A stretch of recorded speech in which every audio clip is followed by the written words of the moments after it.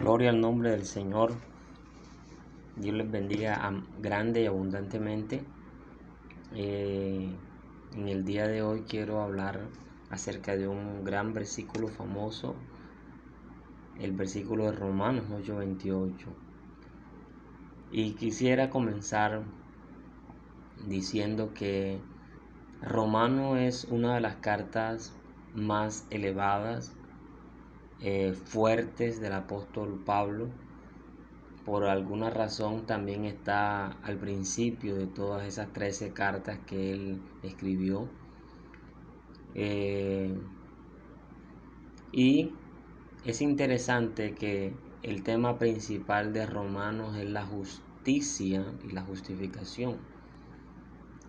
Uno podría desde el principio ver cómo el apóstol Pablo presenta su tema en los primeros versículos, y en el primer capítulo empieza a hablar acerca de la justicia necesaria.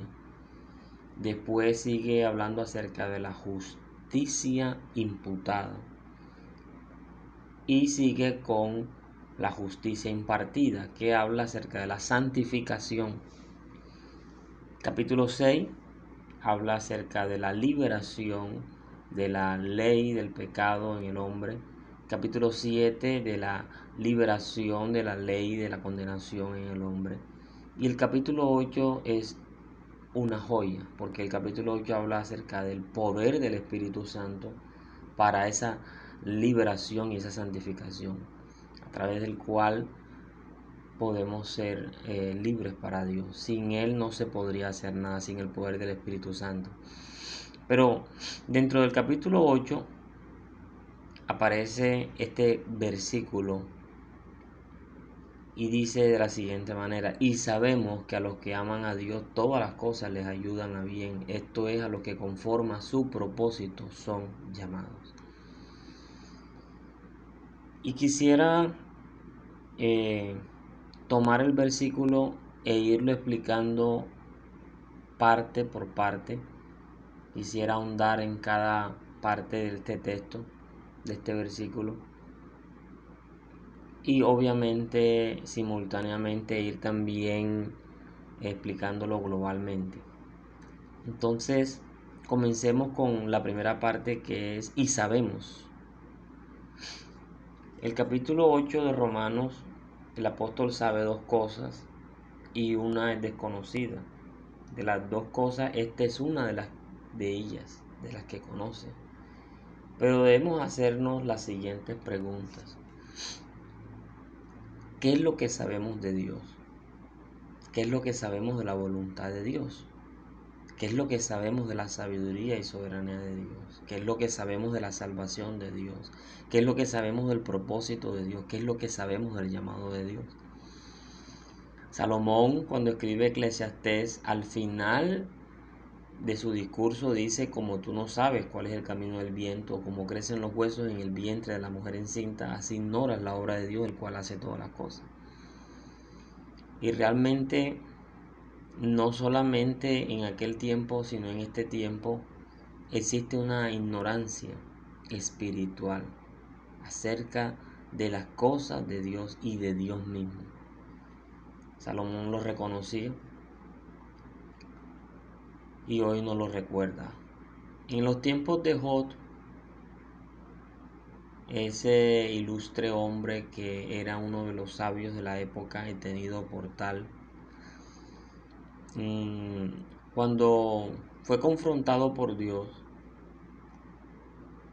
porque él reclamaba a Dios tantas cosas, y Dios nunca le respondió. Realmente Dios lo que hizo fue empezar a descargar una serie de preguntas que lo dejaron atónitos y aturdidos y lo dejaron desnudo. Y cuando Job reaccionó ante toda esa balacera de preguntas, Job dice lo siguiente en el capítulo 42: respondió Job a Jehová y dijo: yo conozco que todo lo puedes y que no hay pensamiento que se esconda de ti. ¿Quién es el que oscurece el consejo sin entendimiento? Obviamente la respuesta es obvia. que es Dios. Por tanto, yo hablaba lo que no entendía, cosas demasiado maravillosas para mí que yo no comprendía. Obviamente ahí reconoció su ignorancia. Oye, te ruego y hablaré. Reconoció la necesidad que tenía de Dios que estaba por encima de él. Te preguntaré y tú me enseñarás. De oídas te había oído, mas ahora mis ojos te ven. Por tanto me aborrezco y me arrepiento en polvo y ceniza. Qué descripción más impactante de un hombre que acaba de ser bendecido con una manifestación gloriosa del Dios de los ejércitos. Y si pasamos al Nuevo Testamento, podemos encontrarnos con varios textos que también muestran la ignorancia del ser humano a pesar de su sabiduría. En el capítulo 3 de San Juan, uno encuentra a un hombre que era maestro de Israel y sabía mucho de la ley de Dios. Y él tenía un corazón para Dios, se quería acercar a Dios. Sin embargo, tenía en su corazón todavía temores y miedo para lo que pensarían las personas de él. Y decidía siempre buscar a Jesús de noche. Esta es una de esas noches que aparece en escena Nicodemo. Y él empieza diciendo: Rabí, sabemos que has venido de Dios como maestro, porque nadie puede hacer estas señales que tú haces si no está Dios con él. Pero la respuesta de Jesús es un tanto extraña para Nicodemo. Dice: de cierto te digo que el que no naciere de nuevo no puede ver el reino de Dios. Nicodemo le dijo: ¿cómo puede un hombre nacer siendo viejo? ¿Puede acaso entrar por segunda vez en el vientre de su madre y nacer? Respondiendo Jesús, de cierto te digo, que el que no naciere de agua y del Espíritu no puede entrar en el reino de Dios. Otra afirmación que lo deja aún peor: lo que es nacido de la carne, carne es, y lo que es nacido del Espíritu, Espíritu es. No te maravilles de que te dije: es necesario nacer de nuevo. El viento sopla de donde quiere y oye su sonido, mas ni sabe de dónde viene ni a dónde va. Así es todo aquel que es nacido del Espíritu. Respondió Nicodemo y le dijo: ¿cómo puede hacerse esto? Y respondiendo Jesús le dijo: ¿eres tú maestro de Israel y no sabes esto? De cierto te digo, que lo que sabemos hablamos y lo que hemos visto testificamos, y no recibís nuestro testimonio. Realmente Jesús deja impactado a Nicodemo, y Nicodemo aún sigue sin entender algo que Jesús estaba diciéndole acerca de la regeneración del Espíritu Santo en nuestro espíritu. Y cuando pasamos a los discípulos, todavía hay algo que aprender. Aunque estaban con Jesús y seguían a Jesús, miren lo que pasaba en ocasiones. Jesús terminaba de hablar de una parábola, la parábola del sembrador. Y después, cuando él queda solo, sus discípulos van a él y dicen lo siguiente. Les dijo: a vosotros os he dado a saber el misterio del reino de Dios, mas a los que están fuera por parábolas todas las cosas, para que oyendo vean y no perciban, y oyendo vean y no entiendan, para que no se conviertan y les sean perdonados los pecados. Pero como ellos habían preguntado que qué significaba la parábola, Jesús terminó diciendo y les dijo: ¿no sabéis esta parábola? ¿Cómo pues entenderéis todas las parábolas? Eso quiere decir que los cristianos debemos tener fundamentos, y a cierto momento de la vida cristiana deberíamos saber cosas, porque si no nos perderíamos en entender otras más profundas. Dice, no sabéis esta parábola, ¿cómo pues entenderéis todas las parábolas? Eso quiere decir que la parábola del sembrador es fundamental para el desarrollo de una gran enseñanza aún mucho más allá. En la vida cristiana algunas cosas las sabemos, otras no. Pero en ocasiones nos falta diligencia en estudiar y dedicar tiempo para aprenderlas y conocerlas. Por otro lado, algunas de las cosas que sabemos las sabemos en la teoría y nos falta la práctica. Y según este pasaje, los momentos difíciles son la práctica. Pero regresemos a la expresión y sabemos. Y sabemos. ¿Qué es lo que muestra esa expresión? Muestra la seguridad del apóstol frente a todo lo que les acontece a los hijos de Dios. Él no está diciendo, bueno, vamos a esperar cómo sale esto al final. No. Ya él sabe que a los que aman a Dios cualquier cosa le sucede. Cualquier cosa que le sucede cooperará para cumplir fielmente el propósito por lo cual Dios le llamó. Lo que sabemos es fundamental. Dime lo que sabes de Dios y te diré lo que tú dirás de Él o contra Él. Dime lo que sabes de Dios y te diré tu reacción frente a la situación. Realmente es determinante lo que sabemos y la seguridad con que la sabemos. Y eso se prueba. Ahora bien, el versículo dice, y sabemos que a los que aman a Dios, esa es la segunda parte del versículo, a los que aman a Dios. Pero me pregunté cuando empecé a estudiar este versículo, ¿quiénes son los que aman a Dios? Dice, vamos a hacer lo siguiente, vamos a tomar el capítulo 8 y vamos a mirar según el capítulo 8 quiénes son los que aman a Dios. Entonces, en primera instancia voy a leer el capítulo 8, versículo 1, 4, 6, 9, 13 y 14, para mirar qué podemos extraer de esa parte. Dice así, ahora pues ninguna condenación hay para los que están en Cristo Jesús, los que no andan conforme a la carne, sino conforme al Espíritu, para que la justicia de la ley se cumpliese en nosotros, que no andamos conforme a la carne, sino conforme al Espíritu, porque los que son de la carne piensan en las cosas de la carne, pero los que son del Espíritu en las cosas del Espíritu. Mas vosotros no vivís según la carne, sino según el Espíritu, si es que el Espíritu de Dios mora en vosotros.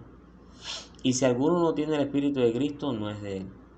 Porque si vivís conforme a la carne, moriréis, mas si por el Espíritu hacéis morir las obras de la carne, viviréis.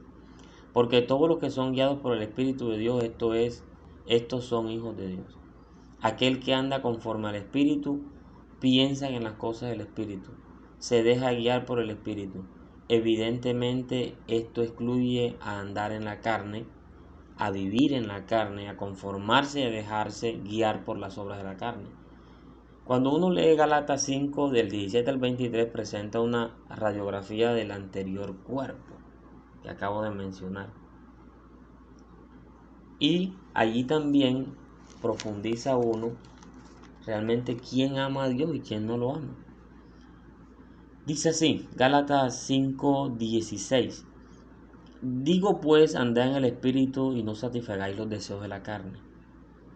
Porque el deseo de la carne es contra el Espíritu y el del Espíritu es contra la carne. Y estos se oponen entre sí para que no hagáis lo que quisieran. Pero si sois guiados por el Espíritu, no estáis bajo la ley. Y ahora va a empezar a decir cuáles son las obras de la carne. Y si alguno anda en las obras de la carne, no ama a Dios. Eso es lo que nos dice Romanos 8 en los versículos que leímos anteriormente. Ahora los voy a mencionar. Toda persona que ande en alguno de estas situaciones no ama a Dios. Dice, y manifiestas son las obras de la carne, que son adulterio, tener sexo fuera del matrimonio,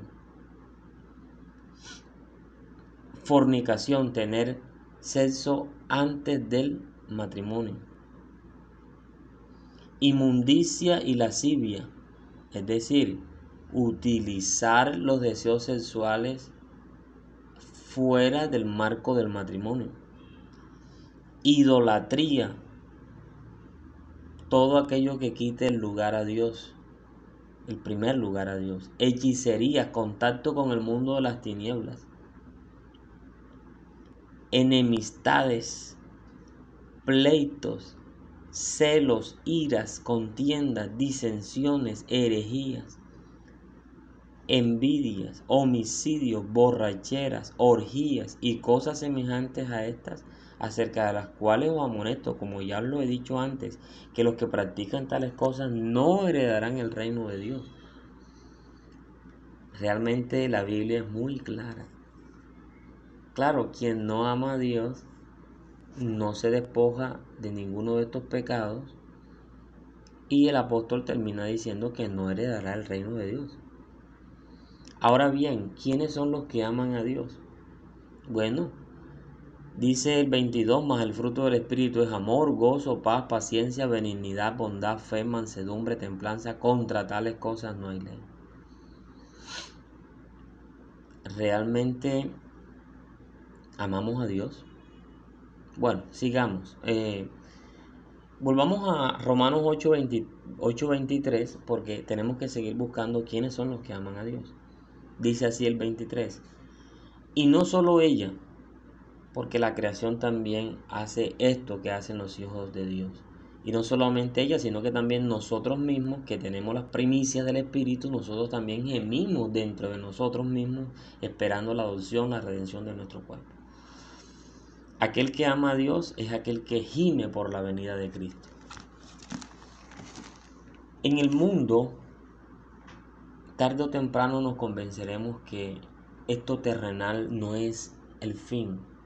Esto es solamente un paso. Y cuando entendemos que esto es un paso, realmente anhelamos que venga el Señor por nosotros. Y en el último tiempo se va a agudizar este anhelo en los que aman a Dios, porque como terminó Israel en Egipto, va a terminar la iglesia en el mundo. Israel estaba cómodo durante 400 años, no había pasado nada, se estaban echando fresco, ellos habían hecho viviendas, cultivos, y todo estaba bien. Pero le tocó a Dios levantar una gran persecución, una gran opresión, de tal manera que Israel empezó a gemir por el maltrato del faraón y de sus líderes y de todos los soldados de Egipto. Israel clamó, Dios levantó a Moisés y sacó a Israel de Egipto. Si no pasa eso, Israel no sale de Egipto. Bueno, no hay algo distinto en este tiempo. La iglesia se está acostumbrando al mundo. Hemos hecho tantos planes aquí, tenemos tantas proyecciones y nos hemos desviado de que nuestro paso por el mundo no es el fin. Somos aves de paso y realmente esperamos algo mejor. Y de igual manera va a pasar. Dios va a permitir una opresión de tal manera que el pueblo anhele la venida de Cristo, anhele su retorno. Los que aman a Dios anhelan, gimen por la venida de Cristo. 8:35. ¿Quiénes son los que aman a Dios? Bueno, dice, ¿quién nos separará del amor de Cristo? Tribulación o angustia o persecución o hambre o desnudez o peligro o espada. Aquel que ama a Dios es aquel que se mantiene unido a Cristo a pesar de lo que sobreviene. Lo que describe el versículo 35 es totalmente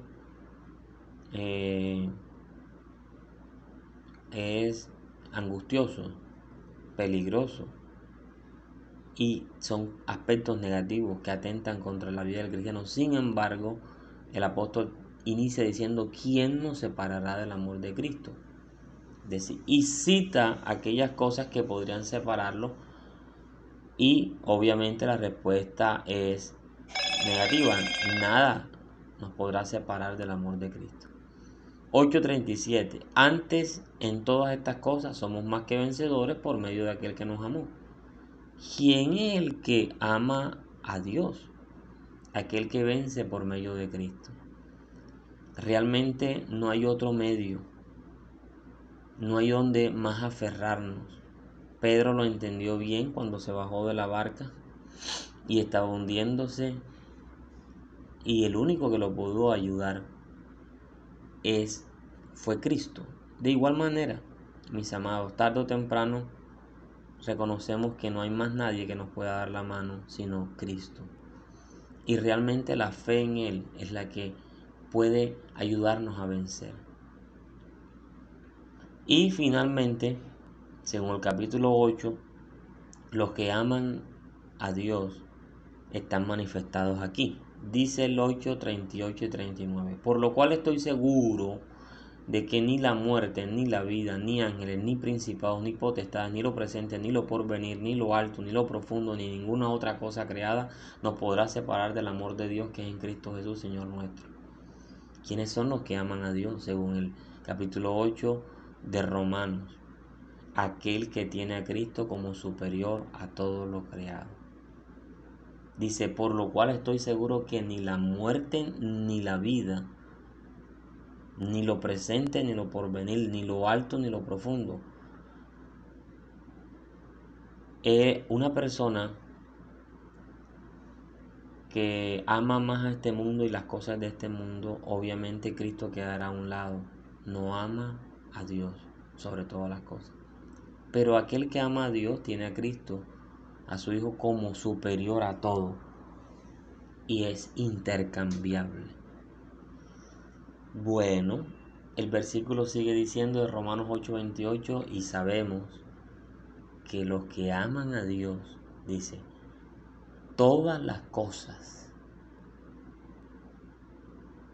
¿Qué significa todas las cosas en Romanos 8:28? Bueno, cuando pensamos en la vida cristiana, en muchas ocasiones tenemos una visión equivocada, en parte por la abundancia de predicadores y maestros que han tergiversado el Evangelio. Pensamos que prosperaremos, que la gente nos respetará, que no nos pasarán cosas terribles y horribles, que no pasaremos por dolores, que no nos llegarán enfermedades ni calamidades. Y no es que uno ande atrayéndolas orando para que llegue todo esto, ¿no? Pero aunque oremos, busquemos o declares lo que quieras, tarde o temprano se aparecerán. Este versículo de Romanos 8:28 y el texto completo y todo el Evangelio muestra que la verdadera vida cristiana es de persecución, de sufrimiento y de dolor. Este versículo, como los que siguen, nos deberían aterrizar de ese falso evangelio que nos han vendido. La expresión todas las cosas indican las agradables y desagradables, las sabrosas pero también las dolorosas. Pero el contexto muestra una tendencia a situaciones difíciles y adversas. Vamos a mirar el contexto.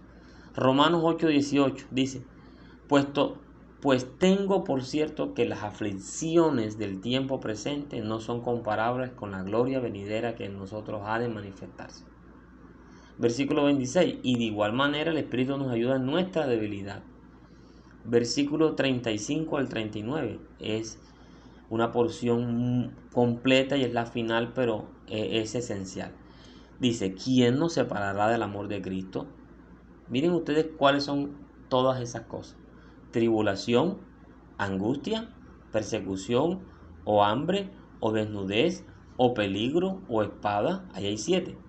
Como está escrito, por causa de ti somos muertos todo el tiempo. Somos contados como ovejas de matadero. Antes, en todas estas cosas, somos más que vencedores por medio de aquel que nos amó.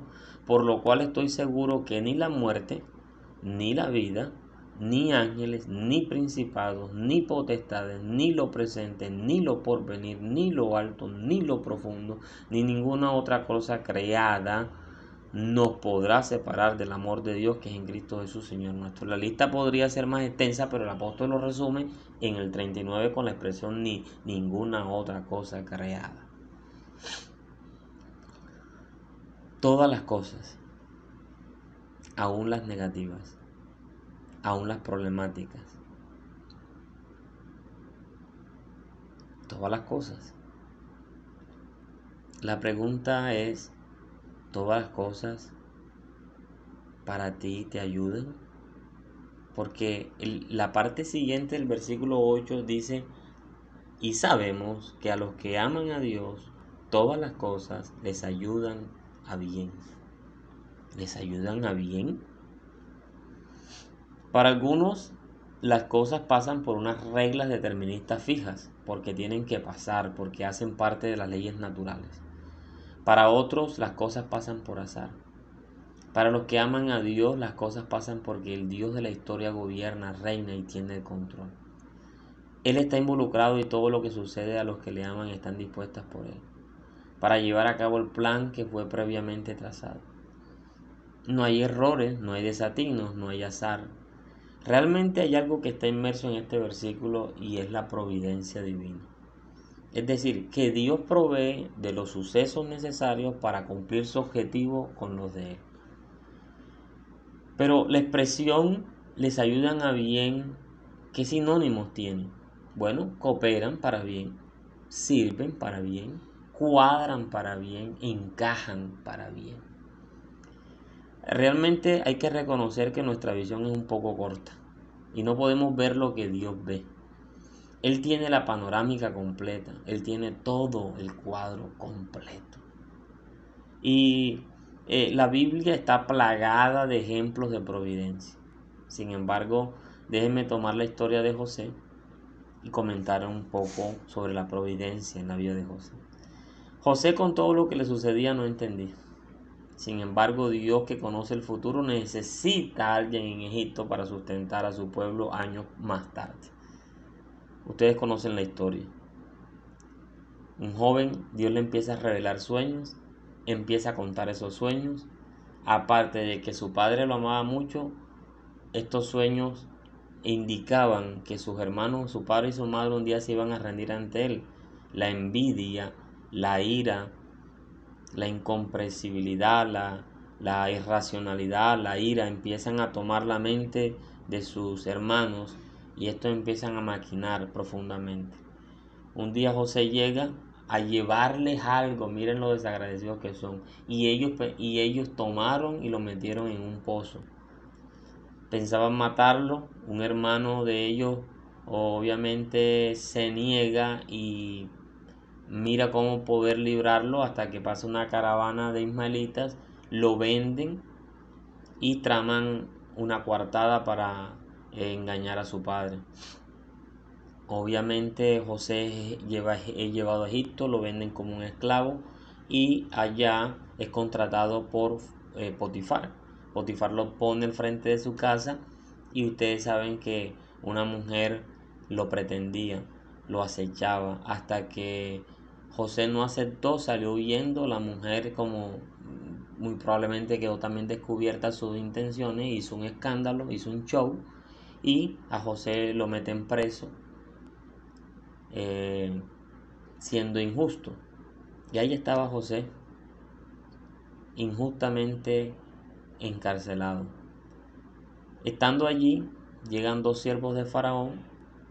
José les descifra e interpreta el sueño por un don que Dios le había regalado.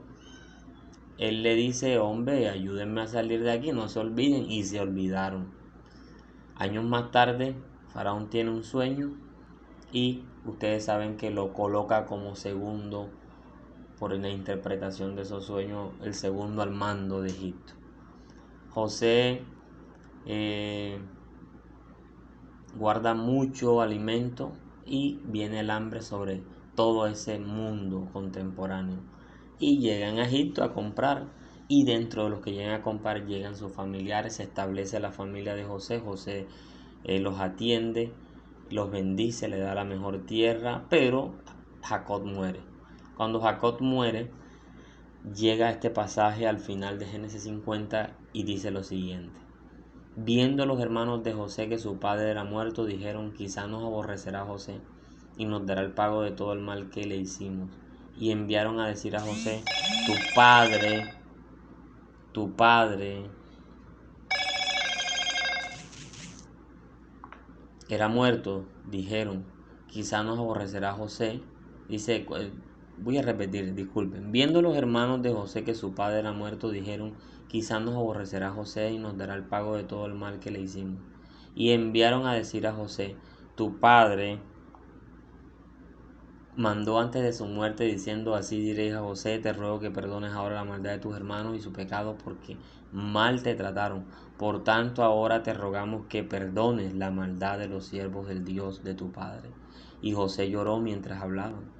Mientras vinieron también sus hermanos y se postraron delante de él y dijeron, henos aquí por siervos tuyos. Y le respondió José, no temáis, ¿acaso estoy yo en lugar de Dios? Vosotros pensasteis mal contra mí, mas Dios lo encaminó a bien para hacer lo que vemos hoy, para mantener en vida a muchos pueblos. Creo que estas palabras del versículo 20 resumen la providencia divina. José entendió la providencia divina. Aparte de perdonar a los hermanos, aparte de no creerse Dios por su posición y dejar las cosas al Creador, él entendió, aunque nadie ni ningún instituto bíblico le enseñó la providencia divina, aunque Pablo no había escrito en ese tiempo, ni siquiera Moisés, él entendió que Dios es providente.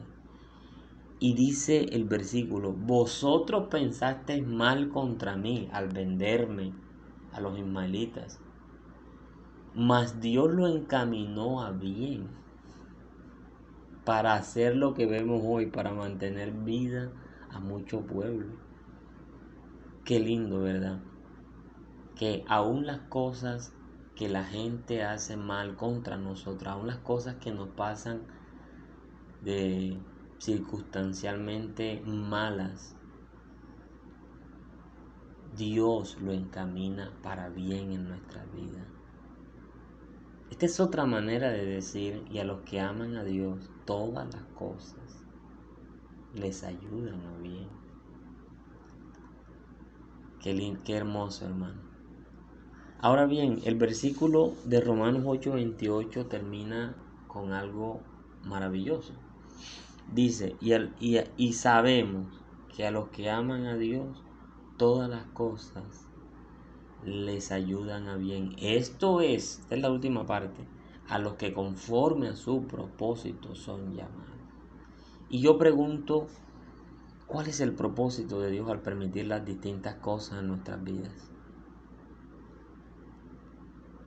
Bueno, el versículo 29 de Romanos 8 tiene la respuesta. Dice así, porque a los que antes conoció, también los predestinó para que fuesen hechos conforme a la imagen de su Hijo, para que Él sea el primogénito entre muchos hermanos. ¿Por qué nos suceden tantas cosas dolorosas, negativas? Porque Dios está formando y va a formar a su Hijo en nosotros. Cristo debe ser formado en nosotros. Y es formado a través de circunstancias difíciles, a través de personas difíciles, a través de sucesos difíciles. Y Dios las utiliza para encaminarlas para bien en nuestras vidas. Y el fin supremo de Dios es que nos parezcamos a su Hijo. Y eso se hace a través de momentos,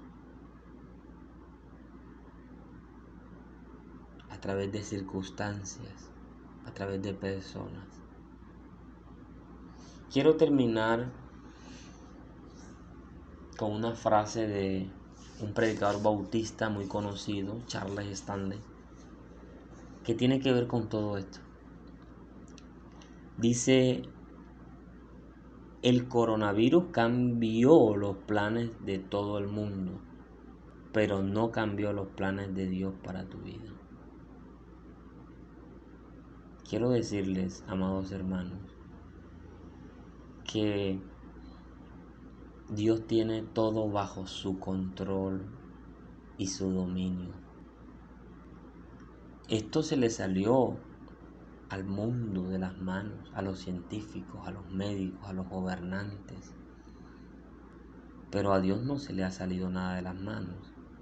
Él nunca ha perdido el control. Y todo lo que pasa en nuestras vidas, Dios lo ha permitido con un propósito soberano, un propósito eterno más allá de lo que pueden ver nuestros 5 sentidos. Pero lo que sí debemos estar seguros es que todo obrará para bien, todo cooperará para bien. Al final, Dios siempre gana. Y si estamos con Él, también ganamos nosotros. Amados, y sabemos que a los que aman a Dios, todas las cosas les ayudan a bien. Esto es, a los que conforme a su propósito son llamados. Bendiciones mil.